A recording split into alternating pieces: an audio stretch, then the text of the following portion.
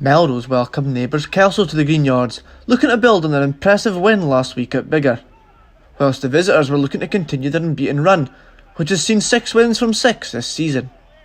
Kelso got off to a great start right from kick-off, when the hosts conceded a penalty from the first phase. Dwayne Patterson stepped up and slotted a kick to put Kelso ahead. Despite conceding extremely early, Melrose then found their footing in the match and struck back through a David Colvin penalty to level the scores on 13 minutes. There was then a scoreless period of almost 20 minutes, with both teams trying to suss out the other's weaknesses. Eventually, a gap opened up for Kelso's Frankie Robson, who managed to power himself through the defence and use the momentum to fall over the line for an unconverted try. Keen to not allow the visitors too much of a scoreboard advantage going into the second half, Colvin slotted another penalty to reduce the gap. But it was the men in black and white who would have the last say of the first period, through another successful penalty by Patterson.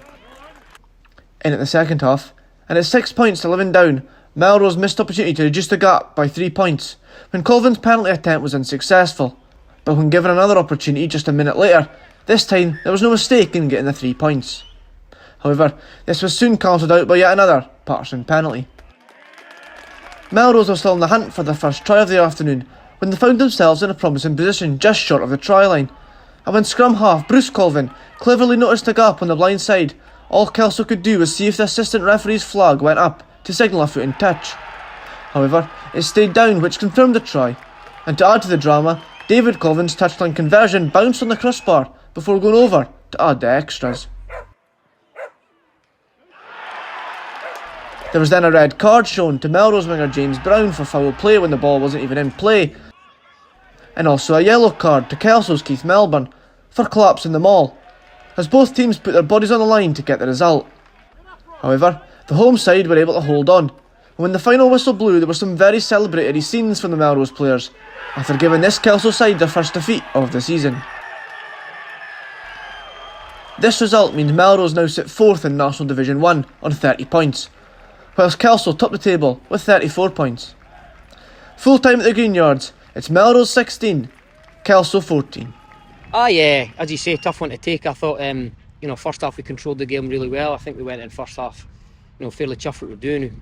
We tried to bring loads of energy and effort and a will to win, which we've been doing really well this season. But you've got to give credit to Melrose as well. They took us on up front in the set piece, and I think they really grabbed the game by the scruff of the neck. Really took it to us last 10 minutes, and we were kind of scrapping to get back into it. It's tough to get back in the game when you're a wee bit on the back foot. So, our heads are up. We've got a point there. Bruce said it there. I think it's we're never going to go through a season unbeaten. I think we've done really well to get to where we've got. This is a wee lesson for us, and we've got to try and learn from it. Look, obviously a great win for the boys today on the Greenyards, and what was a pretty typical Border derby where it was sort of swings and roundabouts a lot of the time. Really impressed with how the boys defended at times, and what was a very physical Kelso team all across their team. They carried very well, tackled even better, and they competed a lot of the breakdown, which we probably weren't ready for. As expected, Muzz Hasty, Dwayne Patterson put them into some pretty good positions at times and kept us pegged back, but some real good stuff from our boys. Hats off to the front five, really at scrum time, real dominant in the scrum, and if I'm honest, that was probably the difference between the two sides today, resulting in a lot of territory gained from the scrum penalties and mauling as well. Got loads of yards off of that, which was pleasing to see.